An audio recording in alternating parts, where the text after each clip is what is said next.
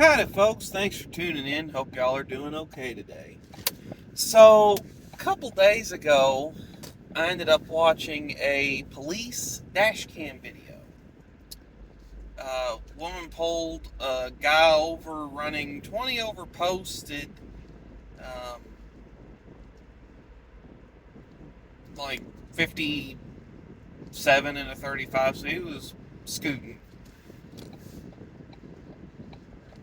Female cop, and guy goes to get out of the car because his license was apparently in the bag behind the vehicle or behind the seat, and so he has to get into the driver's side rear seat of his car. um,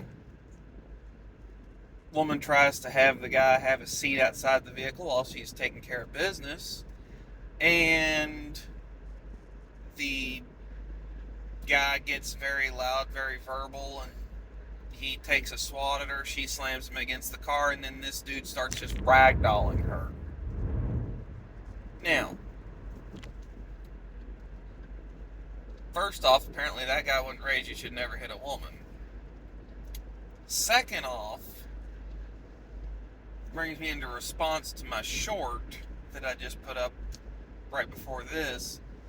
Is there a universal standard for admittance? Now, what I meant by that, like, okay, say you want to be a cop or you want to be a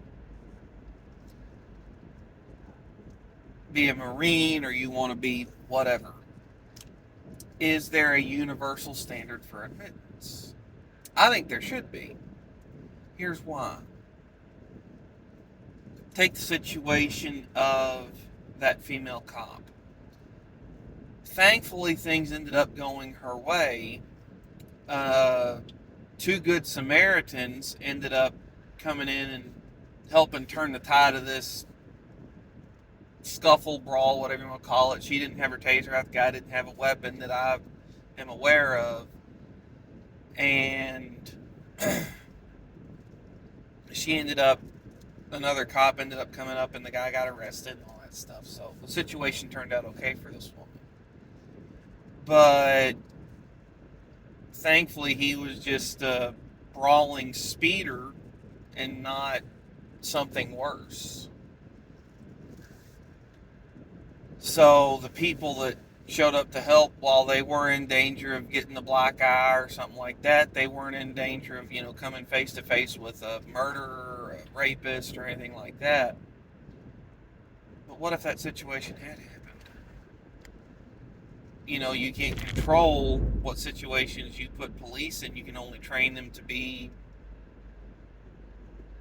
able to handle the situations and have a physical evaluation that makes them able to handle whatever circumstances they find themselves in.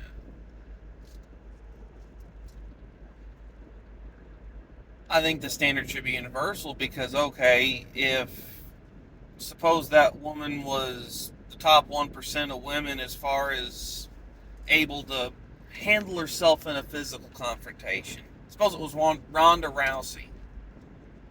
No one ever has to get out of their car.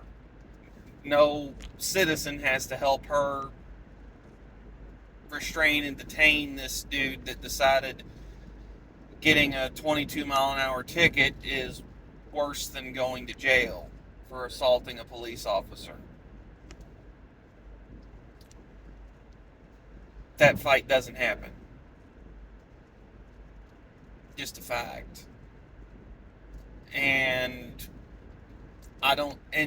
expand that into the armed forces. I think the standard should be the standard. You're asking people to put their life on the line for their country and for their orders and for their duty and for honor and everything else.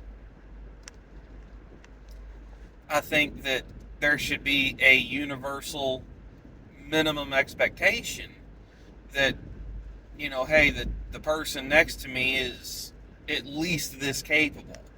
And not, well, the person next to me is a dude, so he's this capable, and the person next to me is a woman, so they're this capable, because the standards are different. As far as the number of push-ups, sit-ups, pull-ups, how fast you got to be able to run, to meet the minimum requirements if you're a woman to get into the armed forces. So I think the standards should be the standards, and if you don't make the cut, sorry, I'm sure that there are other positions in the armed forces that would be suitable, but you're not going to be frontline worker, special ops, or anything like that unless you meet the high standards.